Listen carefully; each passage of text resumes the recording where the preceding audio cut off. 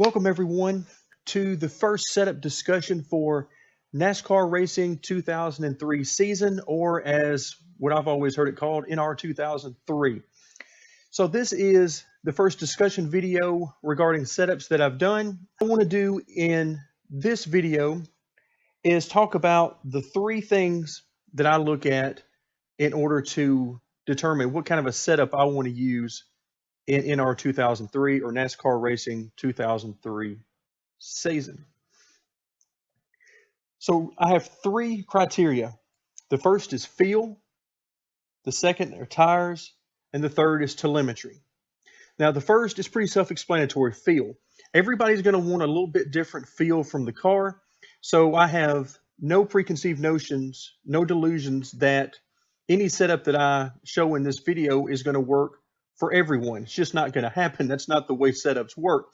And if you followed along in my NASCAR Heat Evolution setup videos, then a lot of this will sound familiar to you, but there will definitely be some changes because number one, NASCAR Heat Evolution didn't have any telemetry, and number two, the tires were very simplistic, meaning that there was no tire wear. You didn't have to worry about tire heat and really anything like that affecting your setup. Well, in NASCAR Racing 2003 season, or NR 2003, you have to worry about tires a lot. So it will be a huge impact on what goes on. So the three factors are feel, tires, and telemetry. So let's go ahead and talk about the feel. What I like from a car is I like to feel secure in the car. I don't want to run it overly loose. Again, that's my particular feeling. Doesn't mean that you're going to use my setup and get the exact same feeling that I do. So I don't like to run the car really loose. And the reason is this game will punish you for that. In this game, it doesn't reward you for letting it all hang out on a long run. So you have to balance being good on a short run, which means putting out a really good hot lap or a qualifying type lap versus being good on a long run. I'm more interested in being good on a long run. So I'm willing to sacrifice a few tenths in all-out speed to make the car handle better toward the middle and later end of a fuel run. So that's what I'm going to be gearing everything around, although I will from time to time show you things from my qualifying setup and let you know about some times that I run for it. Although in general, I don't make specific qualifying setups. I in general will use my race setup and then modify it a little bit here and there to make it work for qualifying. So let's talk about Atlanta. The feel, I mentioned a little bit about. I like the car to feel a little bit snug, not tight, not loose. You know, perfect, it would be neutral. That's what we're all shooting for, but a little bit snug so that I have to tug on the wheel a little bit, give me that security in the car. But at the same time, I want the car to be balanced. So let's talk about tires. What do you want from tires? Well, as I mentioned, you have to balance being able to put down a really fast hot lap and being fast for the first 3, 4, 5 laps of a run versus being fast for an entire run and being in the car handling really well toward the end of a tire run. Now, the way you're going to get there is you're going to have to do longer runs in the car. Work on a setup that feels good to you for a few laps. You know, run maybe 5, 6, 7 laps with it. And if everything feels good to you, then that's when you can run a longer run. And in fact, the first video for NASCAR Racing 2003 season that I uploaded recently is a race against the AI at Atlanta. And the reason I did that was simply to see how the setup was going to do on a long run. So the setup I'm going to show you here is not the same one I used in that race. The one I'm going to show you here is actually faster than the one I used in that run because I learned some things. And basically what I learned in that particular race was that my setup was too tight from the center off, particularly the later I got in the run. Now, new tires mask a whole lot of issues, and you can still run okay laps, even with a subpar setup with regards to how it feels to you. But as the tires wear, those problems will be revealed, and what it revealed to me was I was simply too tight from the center of the corner off. And that's not good long term, so I wanted to work on it. So that's what we're going to talk about here. And then the final telemetry, we'll actually get into a little bit as we go along the video. So let's go ahead and jump into the setup itself. And let's talk about, remember, this is a race setup as I have it named at the top. And let's start with the suspension. Now, tire pressure. You want to make sure that of course, you can see there's no tire reading here, but they would show up right here. And what you want to do is depending on how you want to look at this, if you're doing a race setup, after at least 5 laps, and preferably more like 10 laps, you would want to come in and you want to look at the outside, middle, and inside temperatures on each of the tires. And from there, you want to adjust your PSI so that the middle is in between the inside and outside, somewhere between 5 and 10 degrees roughly. So that'll get you a good starting point there. Now, Atlanta is a little bit different. Okay, Atlanta has a lot of tire wear and in particular a lot of tire heat. So you have to be very careful about your tire pressures. You can actually run a good bit lower tire pressure than this in order to find what you might call optimum split between the inside, middle, and outside. But I've chosen to run a little bit higher pressures simply because it brings down that temperature. It's very easy to get your temperatures up around 270 plus degrees at Atlanta if you run the car hard. That's fine for a few laps, but it'll hurt you in the long run because it'll make the tires start to lose grip, and it'll also greatly increase the wear of the tire. So what you want to do is keep those tire pressures somewhere between 230 and about 240, 245. That's about your optimum grip. So keep that in mind. So you're going to have to be careful with your tire temperatures at Atlanta. So be careful with how hard you run the car, particularly at the beginning. So again, one of the things I did to try to help out with the temperature issue is run a little bit higher pressures by probably 3 to 5 pounds, roughly, more than what I might normally use in order to get the right readings across the inside, middle, and outside of the tire. So shocks, just like I did in NASCAR Heat Evolution videos, I'm not going to spend a whole lot of time on shocks. You'll notice that if you right click on any of these in NASCAR 2003, you will find some excellent descriptions on what these individual settings do. The way I look at it is, in general, what I want to do in the front of the car is use less compression and more rebound. Now, the rebound will help to pull the car down on exit, keep the car down there. Basically, on entry, the front of the car will go down toward the track. And what you want to do is keep it there as much as you can on exit. That helps keep the front downforce and helps keep the car turning. Now, on compression in the front of the car, actually, the more left front compression you run, the looser the car will, better rotation the car will have on corner entry. And the lower the right front compression will be, the better the car will rotate on entry. So keep those numbers in mind. Okay, as far as springs, basically what I did is, and I'll show you this in the telemetry a little bit later, is I wanted to find the absolute minimum springs I could run in the front of the car without the front end scraping through the corners. I don't mind it touching a little bit here and there, but I don't want it to scrape. And what I found was 850 left front, 950 right front is about the minimums I could go. Now, of course, your mileage may vary. And that was I actually did that testing at 4.5 ride height. And now I've raised it up a little bit to keep the front end from hitting very much. So that's why I did that. And again, we'll look at the telemetry and you'll be able to see there just how much deflection you have in the shocks. And that's how you can see how that relates to your ride heights and when you're hitting the track. So let's go ahead and take a look at some telemetry right quick, and we'll be right back to continue with the setup. Okay, let's take a look at some telemetry, and for this, I'm going to be using NASCAR 2003 Replay Analyzer. It's a program that's now free and available online for anyone to download.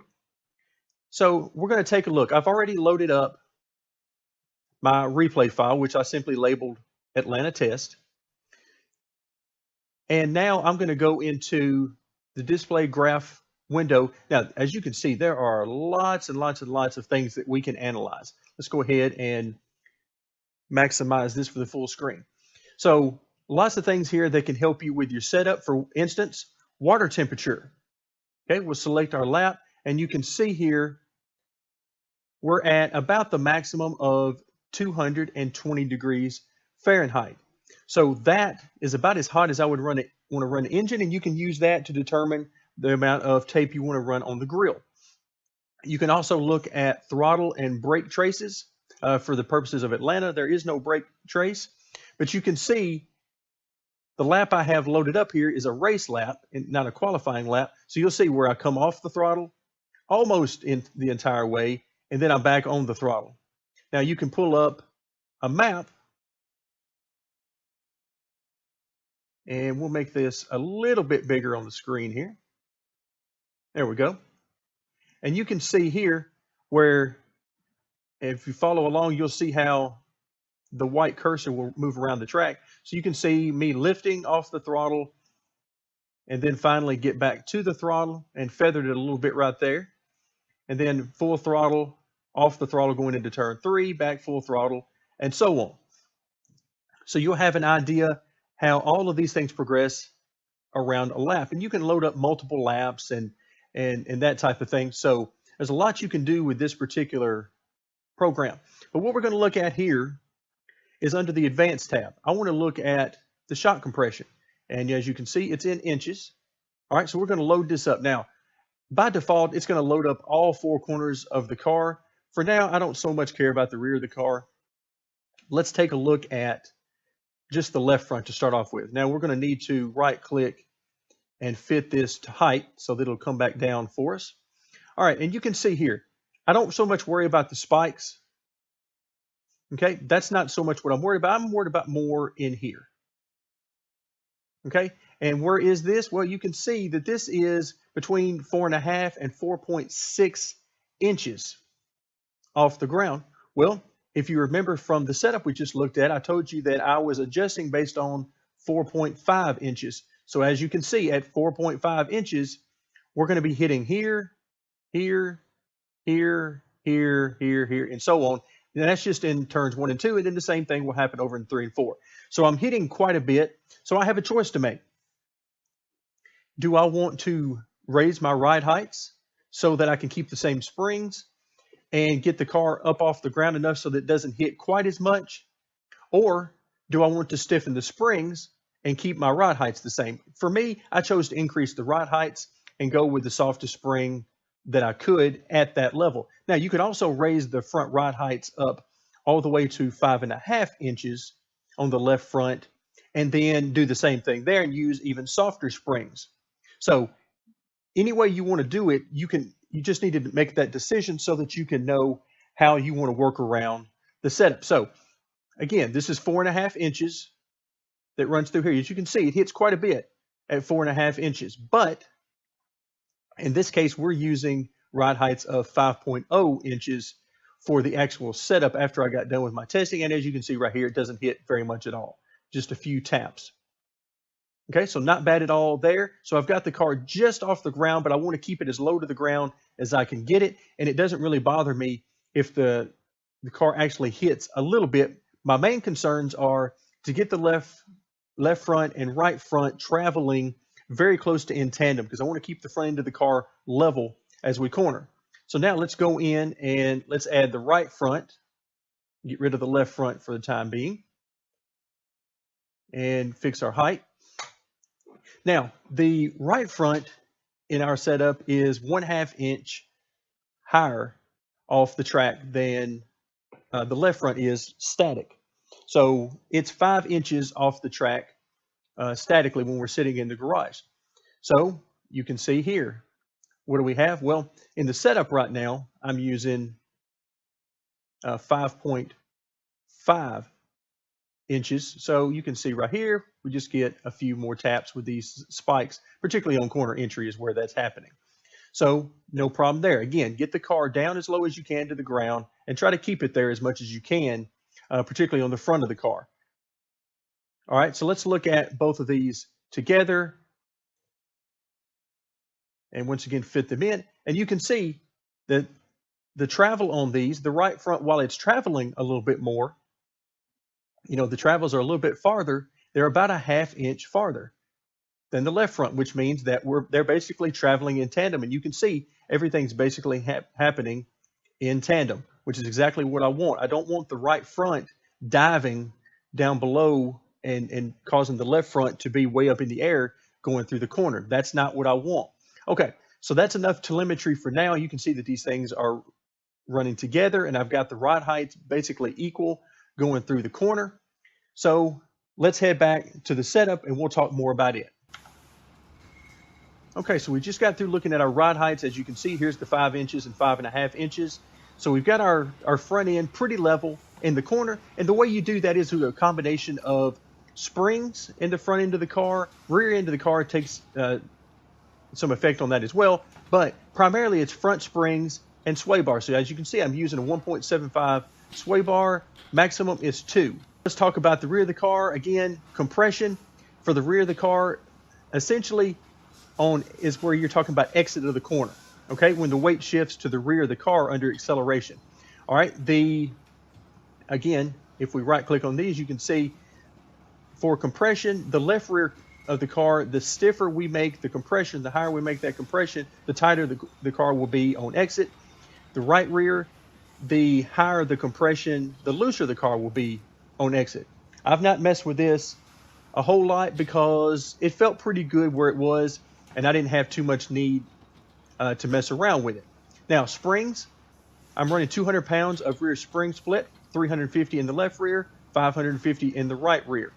Traditionally, I like to run as little spring split in the rear as I can get by with, and that's simply because it helps stabilize the car, particularly under acceleration. But here, I was able to run a couple of 100 pounds, and the car feels good. Camber is maxed out 1.8 and negative 1.8 in the rear. But if we look at the front, the left front is maxed out at +7. As you can see, we can't go up any higher than that. And the right is at negative 2.5, nowhere near the maximum there. So, and the reason why that is because you're trying to achieve a balance. This is the camber of the car in the garage, but it is not the camber of the car as it's going around the racetrack. So let's take a look at that back in our telemetry program. Okay, so here in our telemetry program, we're back on the graph. If you remember a few minutes ago, we were looking at shock compression. Now we're looking at wheel camber. If you remember, this is our left front number up here, right front number down here. So if you remember, statically in the garage, we had our left front set at a positive 7 degrees. Well, you can see around the track, on the straightaways, we're looking at somewhere around 6 degrees, maybe a little less, maybe 6.5. Okay, so that tells me that the car is maintaining most of the positive camber that we put in the tire, but as the car travels, as the front end gets closer to the track surface, the left front is going to lose camber, which means that the top of the tire will lean back in toward the chassis itself.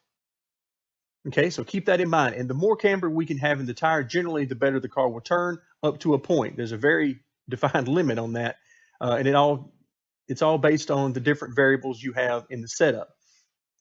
So as you can see, based on our map down here, as we go through the corner, what is our camber? Well, it drops all the way down from 7 static in the garage to about between 4 and 4.5 degrees, somewhere around 4.5 degrees through the corner. So we've lost 2.5 degrees of camber in this tire. Now that's okay, because I generally find that somewhere around this 4 degree range is a pretty good range. And besides, we can't go any higher than 7 degrees static anyway in the garage. So this is about the most we can get given some other setup options. All right, if we come down here to the right front and look, all right, on the straightaway, you'll find that we're at somewhere around between -3 and -3.5 degrees of camber. If you remember from the garage, we're using -2.5 degrees of camber. So we've already gained about a degree of negative camber. And what that means is the top of the right front tire is now moving in toward the chassis another degree from where we started out in the garage. And you can see this is even more pronounced as we go through the corner. And throughout the corner, you're looking at about 4.25 to 4.5 degrees of negative camber. Unfortunately, there are no decimal points on the display. It just shows -4. But if you look down the left-hand side of the screen, you can see that in general, we're at around that negative 4.25 to negative 4.5 degrees. So we've picked up about 2 degrees of camber with the travel of the front end of the car. So that's going to help the car to rotate. One thing you need to keep in mind, though, is the more camber you put in the car, particularly the right front, the more the tire is going to wear if you get too much in it. So keep that in mind. Again, everything is a balance of speed and tire wear. All right, let's head back to our setup and continue. So looking back at our setup, that leaves us with the only number that we haven't looked at is the caster. Now the caster is the orientation of the tire, and it's always going to be positive, or nearly always going to be positive. There are some tricks you can do, but it's nearly always going to be positive, and that means that the tire is leaning backwards, essentially. And what this does, it adds a little bit of feel to the steering. So this will be a lot of how the car feels to you can be related to the caster itself.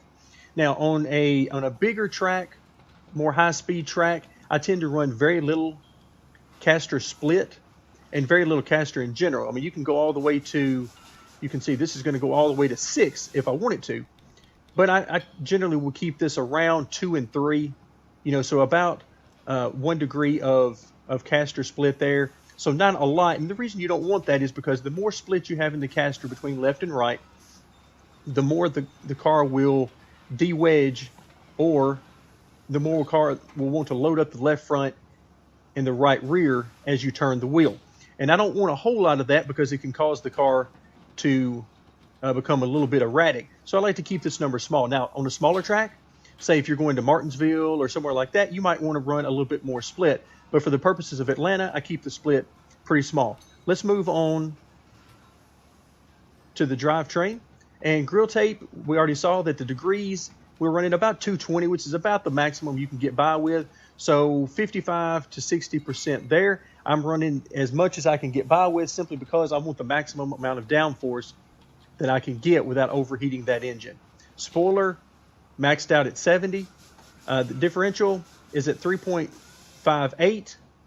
And you can see here with fourth gear being a 1-to-1 ratio, it's 3.58 down here as well, and that runs about 8,500 RPMs max down the straightaway, which is a pretty good number. Again, you can play around with that and maybe pick up a little speed, lose a little speed here or there.